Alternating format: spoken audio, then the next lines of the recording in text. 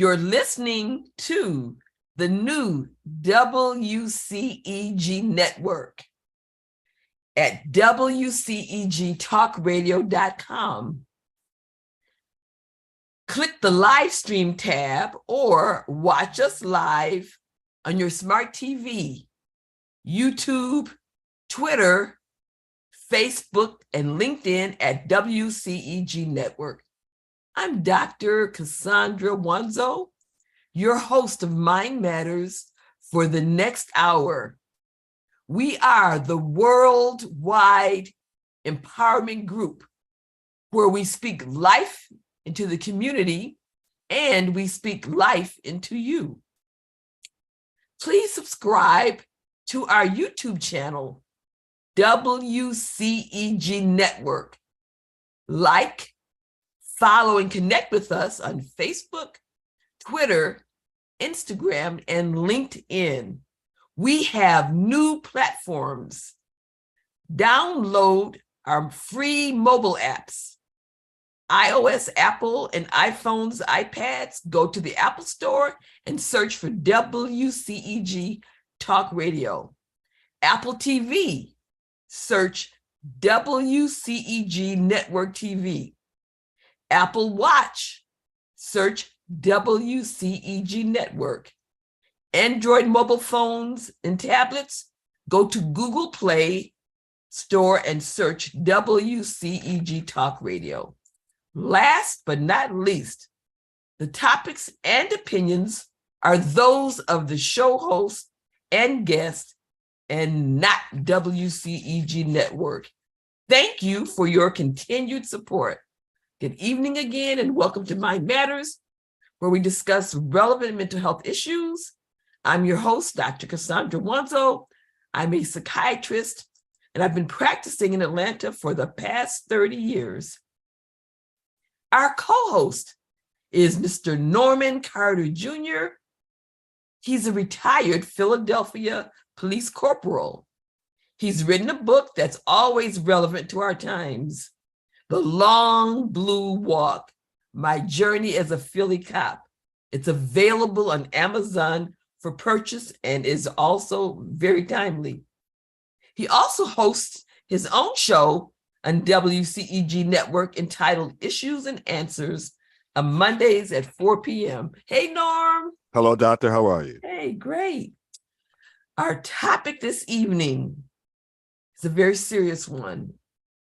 Our topic is guns or mental illness. The Nashville Massacre. Again, guns or mental illness. The Nashville Massacre. Did you know that the leading cause of death in the United States for ages 1 through 18 is firearms? Again, the leading cause of death in the United States for ages 1 through 18 is firearms. That's 18.7%. The second would be motor vehicles at 16.5%, but firearms at 18.7% is the number one cause of death for those ages 1 through 18. As of Monday, there have been 147 mass shootings this year. A mass shooting is defined as an incident in which 4 or more victims are shot or killed. There have been at least 15 mass shootings in the first 10 days of April alone.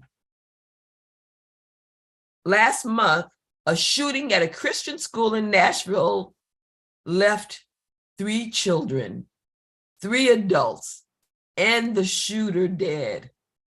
The shooter was 28-year-old Audrey Hale, who was armed with 2 assault-type guns and a handgun. She shot through 2 sets of glass doors at the school.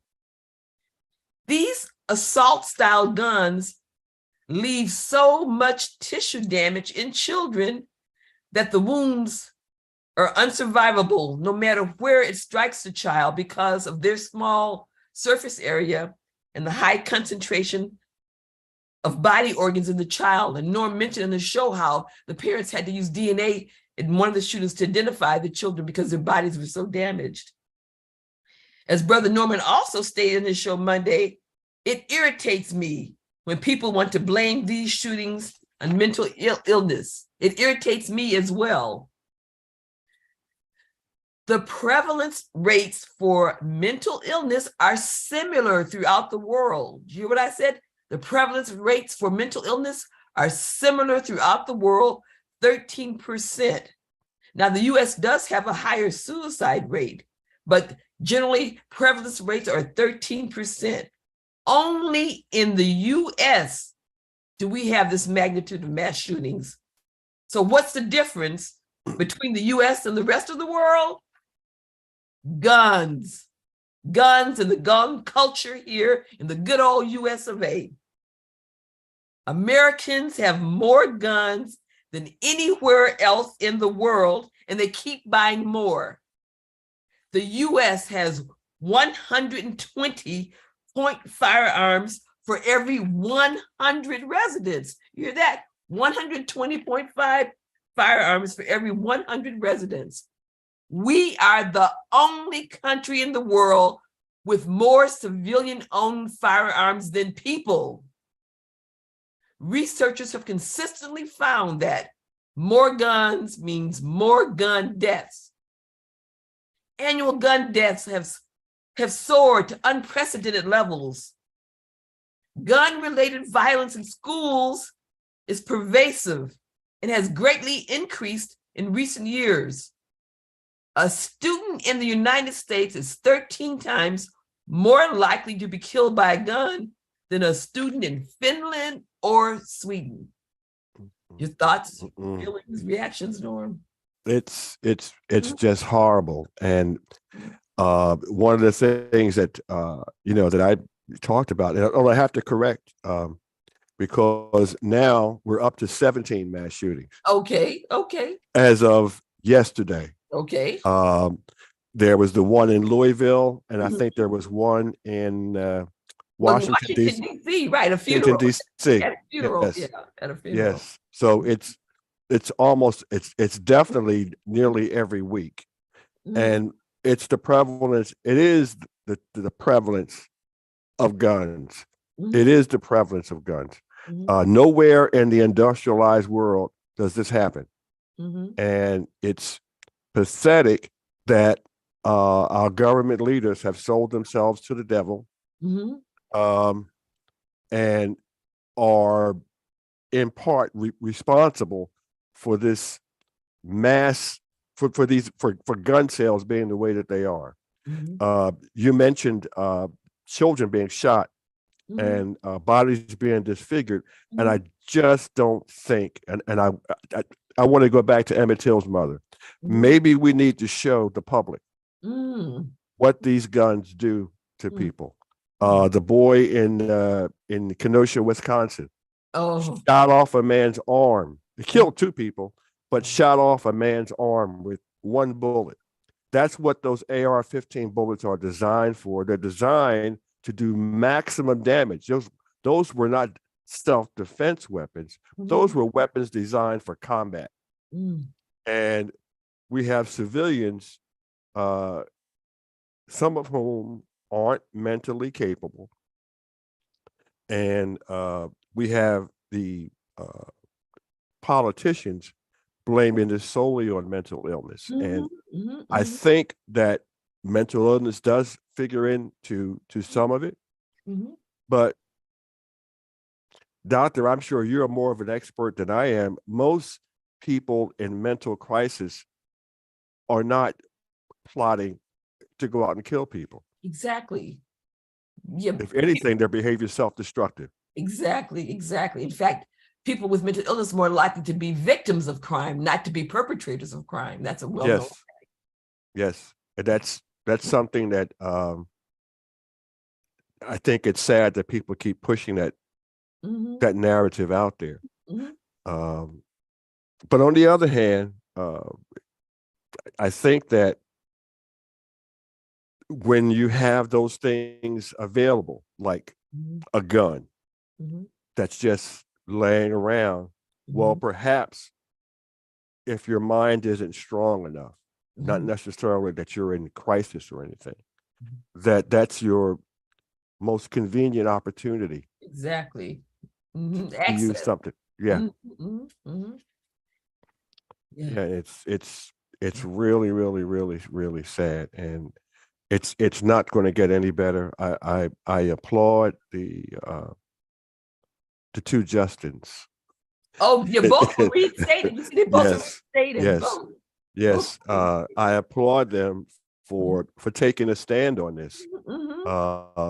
And it's political, and I think it makes the people who are reticent to change the laws that we have concerning guns. I think it's beginning to make them look bad, because you can't keep on coming out with thoughts and prayers. We give our thoughts and prayers, but you're not doing anything about the things that's causing the problem. Exactly. They interviewed one of the doctors in Louisville, and he said, we have to do something because what we're doing now, which is nothing, is not working. That's what. Oh yeah, yeah. Said, I heard him. Not working. Yeah, he said, we have to do something. He was very emotional in his presentation, and when you see that from someone who's used to working in the emergency rooms and sees these, and that's the other thing. People have a television version of what a gunshot wound looks like. It's a little hole, bullet stays in there. Okay, we'll take the bullet out and patch it up if it doesn't touch a vital organ. That's not the way it works. That's not the way it works. And these are special bullets designed for combat. Have you seen someone that was shot by an assault weapon? Have you ever seen anybody? I have not seen any, but I have talked to people who use those weapons in combat, and I know what that gun was designed to do. It was designed to do maximum damage, so that even if you weren't a sharpshooter, you could hit somebody in the arm and they become totally disabled. You could hit them in the leg and they're totally disabled because of the damage done and the massive bleeding that will result from the way that bullet entered. The bullet enters the body by tumbling when it hits. Unlike our regular bullets that we think of that go straight in, straight out. No, that doesn't work that way. So when you see someone coming into a school or anywhere and there's shooting and you hit a person in the face, their whole face is destroyed. If you hit someone, you could hit someone in the chest, and that's going to damage every organ in the chest, not just the heart. It's going to damage the heart, the lungs, everything in that area. It's designed to do maximum damage, and I don't think the public is aware. And for a mental health issue, yeah, we do 13. I mean, that just speaks to it. The rates are consistent throughout the world. Yes, and only the death, US. yeah. Like, okay, what is the difference between the U.S. and the rest of these countries?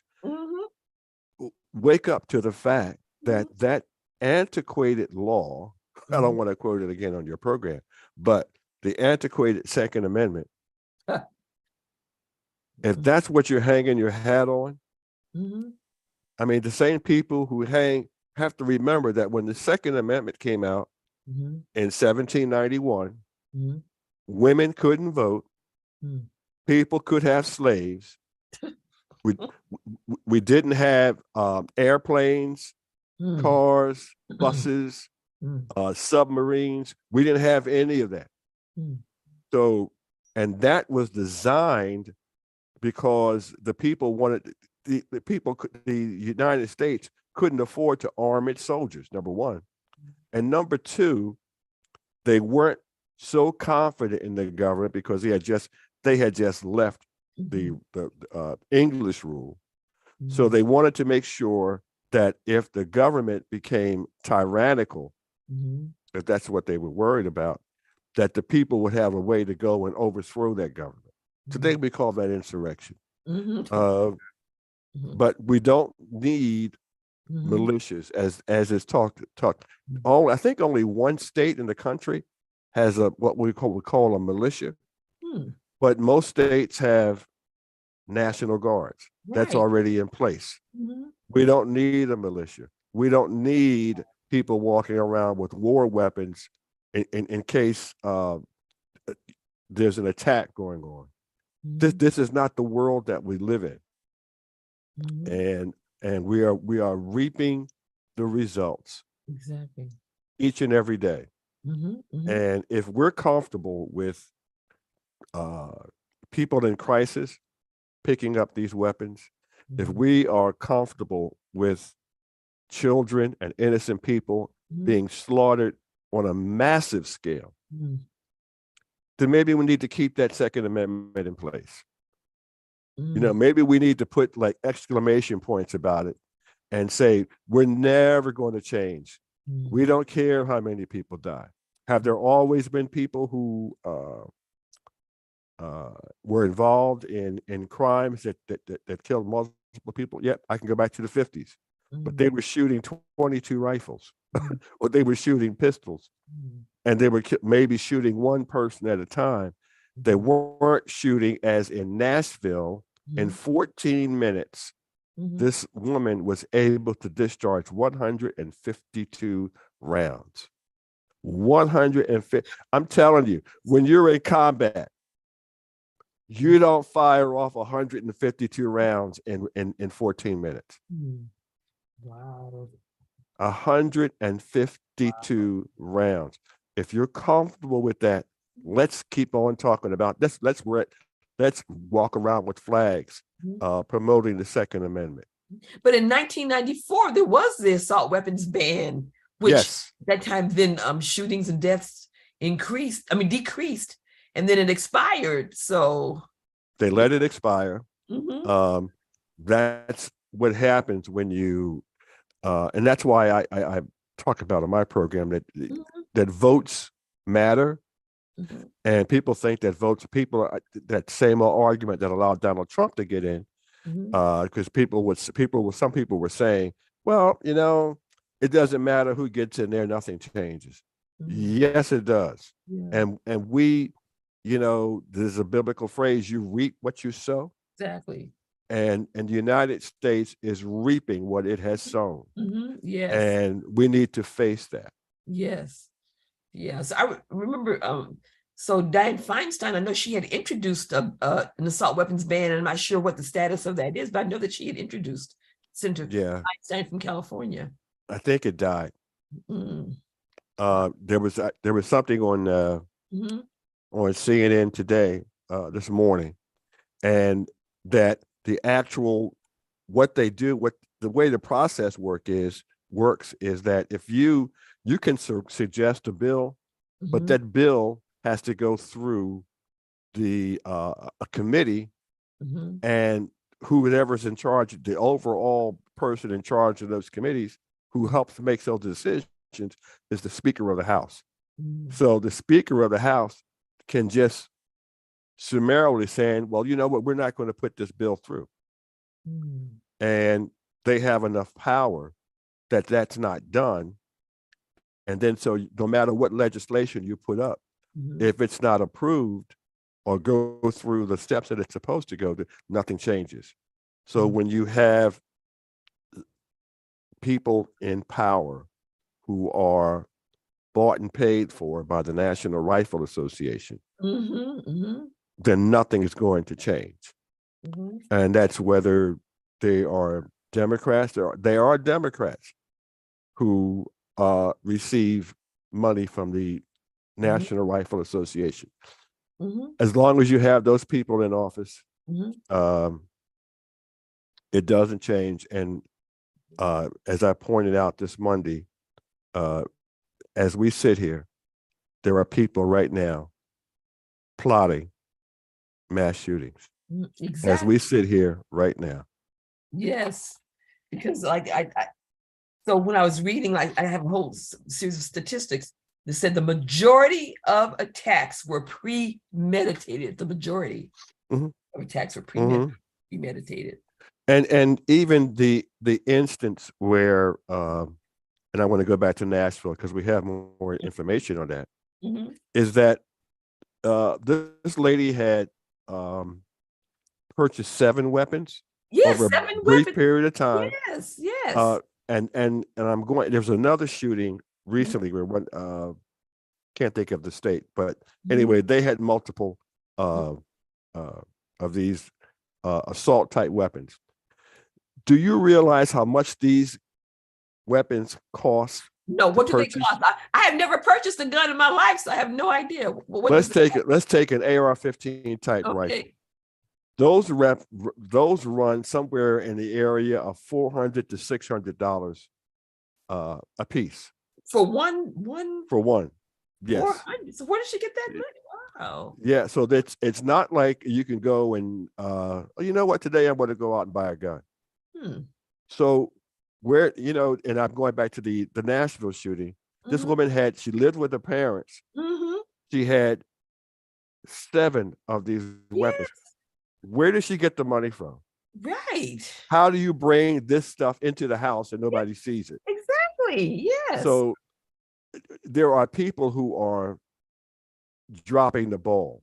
And let's say that this woman she did have a history of mental problems, which means that the people with whom she was living needed to be extra mindful and extra watchful of their behavior and what they're doing. And no, yes, she was a 28-year-old adult, but she was living in your house and you knew that she had issues. So you can't say, okay, this is your room and do whatever you want in there, and we're not going to check. That's not the way it works. If you're caring about that person. Yeah. And the mother, they said the mother saw her leave the house with a red bag and asked her briefly what was inside it. She dismissed it, thinking it was just a motherly thing. So yeah, the mother saw her leave the house with this red bag, but Yeah, well, the shooting that we had in Louisville, I don't know whether you heard it today. Oh yeah, I've been about the this young man's roommate called the mother. Yes. And said that he left here with a gun and he's on the way to the bank. Right. And you heard the 911 call, how they were real loud? Yeah. Yeah. She was upset, but she kept insisting, well, my son is nonviolent. Yeah. But it sounded like the 911 dispatcher didn't take it seriously. Well, who said? Well, what's he gonna do? Well, where'd you get this information from? Right. To me, she was, too dismissive. Well, in the going back to Nashville, where the shooter texted an acquaintance saying basically what she was about to do. Yes. The acquaintance called on the advice of her father, called this mental health hotline, and they more or less gave her the runaround. And so nothing got done. And then by the time things got into motion, people were already dead. So they both sent warnings. Both of them sent warnings in Nashville and Louisville. They both sent warnings about what they were going to do, and both expressed that they were suicidal. Yeah. And I think that that's something internal where there's a part of them that's saying, I want somebody to stop me. I need to be stopped. So that's the only reason why people would put out these type of warnings. I'm going to do this. I'm going to do that. What do you expect? Somebody grab me before I jump off this ledge. And I think that's where we're missing the boat. Exactly. So I did some research and got some statistics on school shooters and mental health things. So of the school shooters, let's see, 98% had experienced a personal loss. So in the case of the shooter in Nashville, she had a very close friend that had died in a motor vehicle accident in August. And in the case of the Louisville shooter, he was about to lose his job. He was going to be terminated. Right. So that was his loss. But 98% of mass shooters have experienced a personal loss. 87% are victims of severe bullying. 81% had a grievance against someone. 78% had suicidal thoughts or a history of a suicide attempt. And 61% did it for revenge. Yeah, that's, I mean, these are the red flags that we can no longer afford to ignore. And these are, these are people in crisis, but it's almost as if they create the crisis. I don't know whether we can again say that these are, do some of the people have challenges mentally? So I got statistics on that. Only 34% have ever received a mental health evaluation, and only 17% were diagnosed with a mental disorder. Only 17% diagnosed, and 34% had a mental health evaluation. Makes my point. Yes. And I think one of the things that we refuse, we read about it in the Bible, we refuse to accept the reality that there are evil people in the world. Exactly. Evil. And there's no treatment for evil unless your name is Jesus Christ and you're going to touch somebody and heal them. But then that healing is something that you want to be healed. You just can't go out and, okay, we're going to heal this. No, you have to want to be healed. So it's just sad, and we're in a crisis in this country, but it's a solvable crisis. It's going to cost us a lot of money to undo it, because it's going to involve, people are not going to give back their $400 and $500 and $600 weapons. We're going to have to buy them back. Wow. Yeah, we're going to have, that's the only way we're going to get it. So you think you think offering the money that they'll give them up, to even just offering them money? That's the only incentive that I can think of that works. First of all, you make them illegal, and then that's the first part. Right. But they're going to be illegal as of whatever date, and up from this date on to there, you can bring your weapon to a police station or a federal agency, and we will give you a voucher for X number of dollars that you could do whatever you want to do with it. Go out and buy yourself a shotgun or something else, or a pistol for self-defense in your home. Those you can't even hunt with an AR-15 because of the damage that it does. Oh, okay. It's not a weapon for hunting. So what are they used for? Seriously, what are they used for? Their only purpose is to kill people. But when people say they use for hunting, so if they can't use it for hunting, then wow, that's not what they were designed for. They were designed to kill people solely, not for hunting game. You're going to go out and you're going to shoot a bird with an AR-15, a turkey. You're going to blow it all to pieces. There'll be nothing there to eat. Wow. So I don't get it. I don't get it. And even bullets and I'm not a hunter, but I think those bullets or those that designed for hunting, they're designed to give maximum impact without causing a whole lot of damage. So if they have no use for hunting, so what is the fascination for the AR? What's the fascination in the United States? I think the fascination is a little bit more insidious than we care to believe, and I firmly believe this, that there are, first of all, there's no sane reason for anybody to possess an AR-15, a civilian. And I think that there are people in this country who are dedicated to some sort of armed revolution in this country. And they have this apocalyptic vision of going in and taking over the government. I mean, this is what you saw on a minor scale at on January 6th.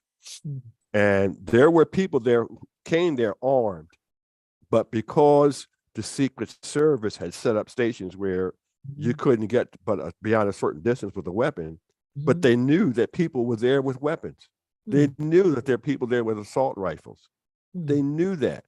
So there is no other reason to keep this legislation out there, because it's not about self-defense.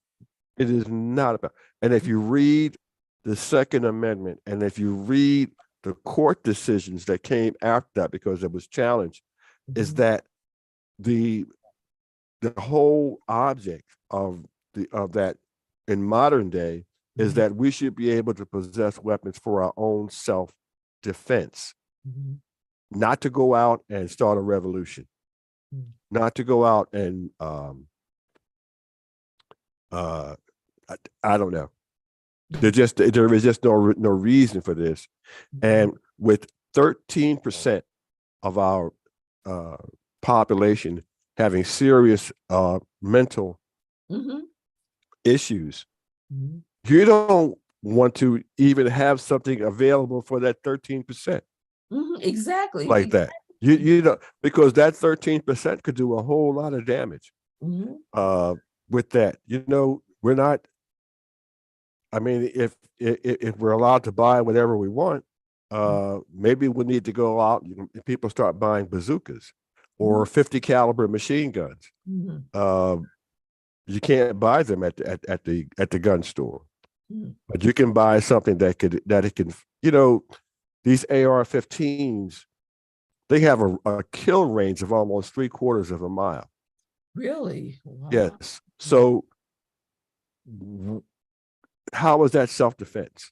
The actual range is almost under the right conditions, they can probably travel, that bullet can probably travel about 1.5 miles.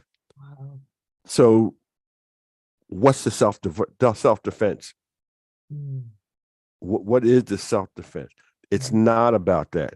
And we're talking about the health of our nation.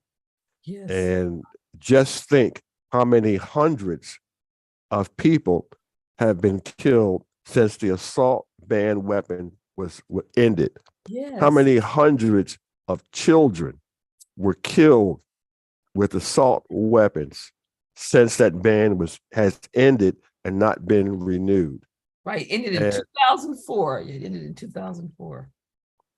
Yeah, and we're losing hundreds every year. So I think the one that Feinstein introduced didn't have an expiration, whereas the one that was like introduced in 1994 had a 10-year duration, whereas the one I think she had introduced didn't have any kind of duration on it. Well, I think what has to happen is that because that's the crutch that these people hang on, the Second Amendment, that we need to have legislators with the courage and the intelligence to revisit that and amend it in such a way that people do have access to weapons of self-defense, like your pistols. And if you're into hunting, a hunting rifle. We don't really want to take that away, because that's how some people actually do survive. I know people in Pennsylvania every year they're waiting for hunting season, because they go out and they kill deer, and they have facilities that where they can take that deer to, that dress them, and prepare them for storage, and they freeze that, and that's what they eat for the rest of the year. That happens. Venison is very popular with some people. Knowing the process that you have to go through to make it taste decent, no. And somebody have to, oh, I'm sorry, go ahead. Yeah. No, right ahead, go ahead. No, I was coming. Somebody was commenting on how Tennessee is one of the most gun-friendly states, even before the Covenant shooting, and that the gun manufacturer Beretta relocated to Tennessee because of the state's friendly political climate towards guns. Texas the same way. Texas the same way. And that's what about Georgia too? What about Georgia? Yeah, there is a I can't think there's a gun manufacturer here in Georgia. I don't know what I think is there Glock? Oh, I think maybe Glock has a factory here in Georgia somewhere. Yeah. Wow. It's somebody said AK-47s are easily available too. So is AK-47 also an assault rifle? Oh yes. Okay. AK-47 is one of the most deadly weapons out there. It was it's the Kalashnikov. It was originated in Russia, and Russian soldiers used it. They used it a lot during their war with in the Middle East when Russia was there fighting in Iraq. Yeah, they were using that. They used that. It's a very deadly weapon, and that's another weapon that's out there. That's more deadly than the AR-15. It's worse, or about the same? As deadly. Wow. Very accurate, very deadly. Again, these are assault weapons.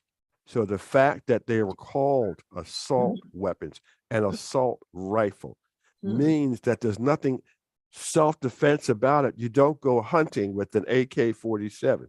Wow. You don't. And the public just doesn't get it. And I am one who is against people having blind allegiances to any political party. I'm just against that. But if one particular party, which is now the Republican Party, is steadfastly against almost any regulation against the access of these guns to people, then I have to be against that party. And right now, the Republican Party is carrying that National Rifle Association flag proudly, and it's covered in blood. Yes, exactly. Do you remember when President Obama came into office? He's going to take your guns, and people went out and bought all these guns. And he made some statement, they're going to cling to their guns and religion. Yes. And I say, well, if it came up to it, they would give up the Bible and keep the guns. Exactly. Yeah. Exactly. Yeah. They will pull out thy rod and thy staff. Yes. Yeah.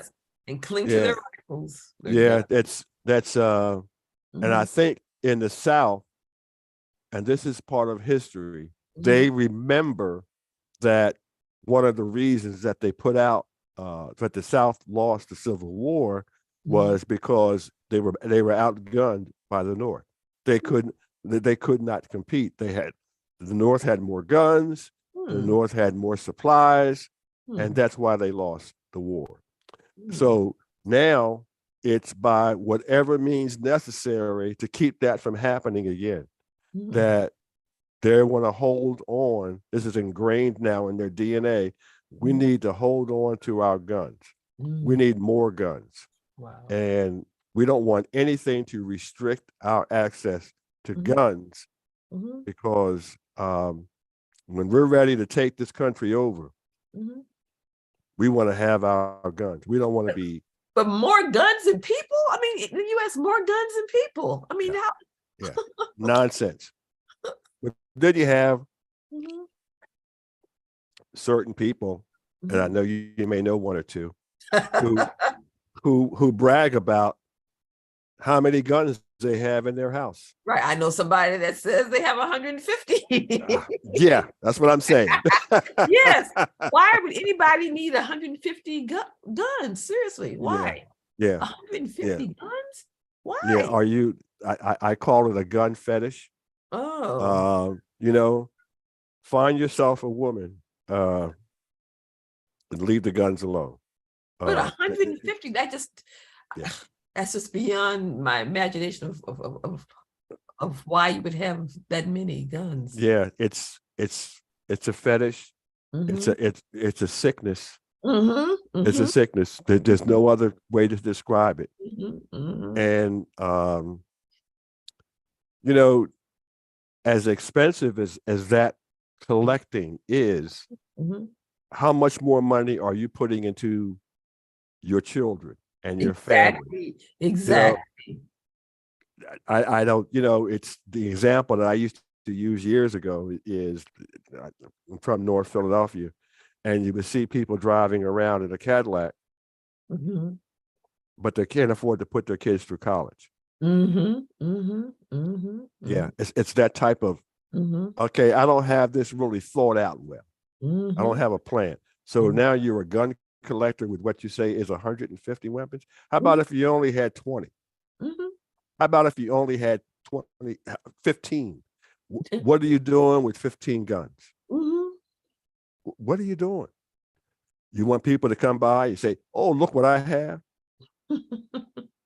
You know, your your affection is for something Mhm. that's really evil. Mhm. Guns represent killing. Exactly. Actually, Yeah. I was called to jury duty once in Fulton County, and so there was I don't know how many of this. It was a large room of people, and they went through, the judge and the lawyers went through each person one by one to ask about our thoughts about firearms. When they got to me, I said a firearm is the whole intent is to kill someone, and Yes. they dismissed me from the from Really? yeah, they dismissed me because, but there were only two of us had strong feelings about firearms, me and this other lady. And so when the two of us got dismissed, I said, "Well, what's your strong objection?" She said her husband killed himself with a firearm, but we were the only people Wow. in this whole room who had strong objections to firearms, and they dismissed us, but the rest of the people stayed. But they went around and asked people how many guns they had. One woman said she was a youth minister. She had 4, and everybody there had guns. Me and this other lady was only like people that didn't have guns. That's when my eyes were really open, because we were the only 2 people there who didn't have guns. That's and what did I just heard it before this program started? Mhm. 1 in 5 people in America have experienced someone close to them being harmed with a gun. 1 in 5. Wow. 1 in 5. That's 20%. Wow. 20% of your population. Wow. That's a lot. Wow. And we don't get excited or upset until someone dies, either Mhm. by suicide or Mhm. by murder Mhm. with a gun, and then we get upset. Exactly. We get upset. Mhm. Um, a lot of this is preventable. That's Exactly. Yeah, Easter Sunday, um, I was going to the grocery store, and the grocery store that I go to, I have to pass Phipps Plaza to get to it. So this is like Sunday afternoon, about 4 o'clock. And I'm yes. driving by Phipps Plaza, and there's like 15 police cars. There's yellow tape all over. The streets were all blocked off. You couldn't get through. I said, well, I guess I'll find out about it in the news. Well, when I got home, that news, there had been a shootout in front of Phipps Plaza Yes. on Easter Sunday. We're Yeah, talking shootout, not a somebody shootout. shoot, an actual shootout. A shootout in front of Phipps Plaza. 3 people were shot. I'm not sure if anybody died, but at least 3 people were there, had been shot in the shootout. And they Yeah. said teenagers were involved in the shootout. Mm. It's What did we Easter have? Sunday. Yeah. You quoted some statistics earlier and about uh, death by guns is the Mhm. leading cause of death between 1 in children or people 18. 1 to Number 18. 1 cause, yes, number 1 Well, cause of death. I think if Mhm. we go back, I used to read this out at my church or set to my church every Sunday. Mhm. But we have 1-year-olds who in the past 2 years have been killed by guns. We have 2-year-olds who have been killed by guns. Here in Atlanta, when they had the riots for Rayshard Brooks, an 8-year-old girl was killed by someone with an AK-47. Wow. So Wow.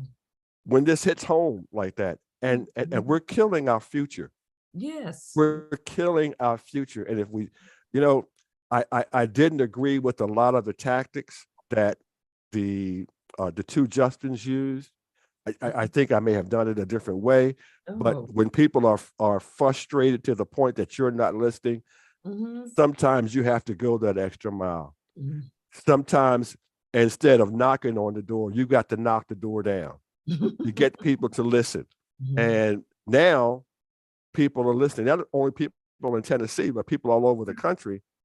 And I understand what I've been told lately is that there are polls that say that the Republican Party, who is responsible for a lot of this, people are having second thoughts about the leadership in that party because their philosophy now has become a philosophy of both discrimination and also of death. Yes. And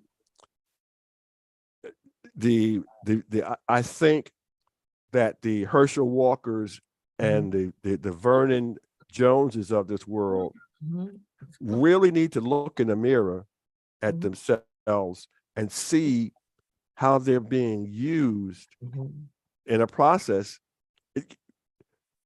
Here is the problem.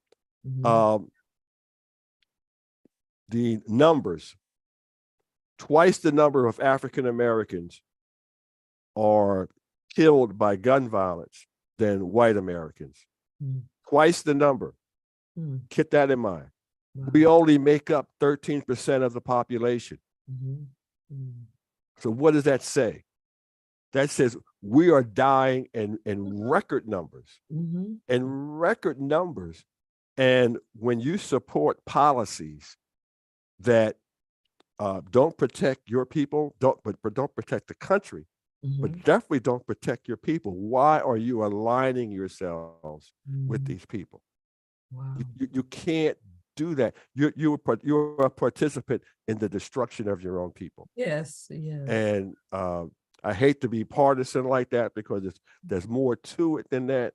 But you know, if representatives or people in love with Herschel Walker and Vernon Jones disagree, then I invite you to use Mind Matters or Issues and Answers and come on and defend them. Do that.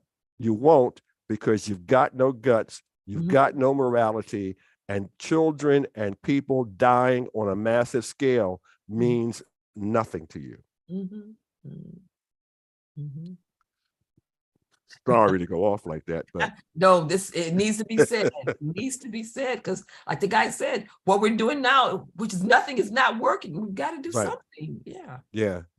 You got to get off your fat derriere and stand up.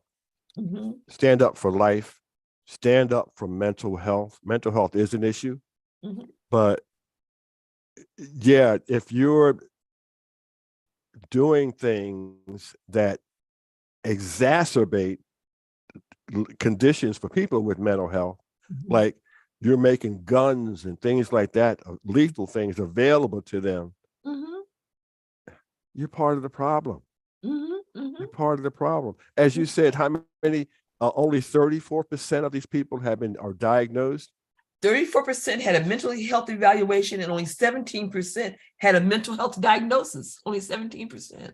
Right there. See, so first of all,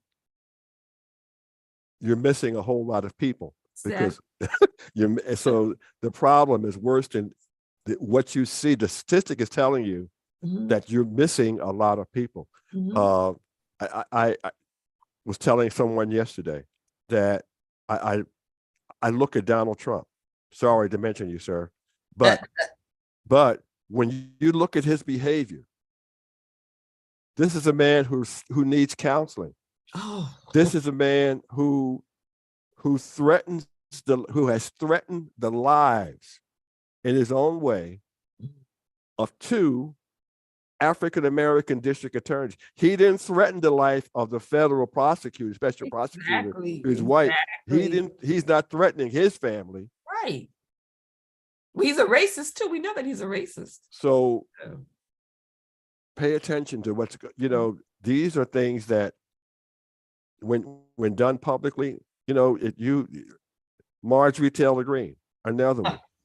There's something wrong with these people. Yes. There's something wrong. Either they are just pure evil, or these are people in mental crisis who we've elected to put into public office. At any rate, whether they're evil or in mental crisis, they need help. That's not going to come if we keep ignoring them and applauding them and acquiescent to their unrealistic demands. It's crazy. It's a philosophy of death. It's a That's philosophy where voting of death. comes in, that we need to get out and vote, make sure we vote. Wow. And I defy as I said, the Candace, whatever her name is, Owens. Candace Owens is of the world, to come on this station or any station and debate this topic with us. I defy anybody. I put this out on Facebook over a year ago, that for somebody from the National Rifle Association to come on my program and defend their platform. Just defend, and don't. And if you come in with the Second Amendment, you better come with a little bit more than just that, because I can argue that point. Because there are a lot of things you can't argue. We don't live in that century anymore. Wow. Things are different. Man, time has really gone by so fast. So we've only touched the surface. I think we'll continue this for the next program in 2 weeks. And we've only touched the surface. Yeah, maybe we can get a Republican supporter of the of guns to get them on our next program. Really make it juicy. I think we need to put that out there. Okay. Yeah, throw out the challenge. Okay, any Republican gun supporters who want to be on the next show in 2 weeks, contact us here at Mind Matters at WCEG. We'll be happy to engage in a debate. We'll even change the time to your schedule just to get you on the program. Yeah.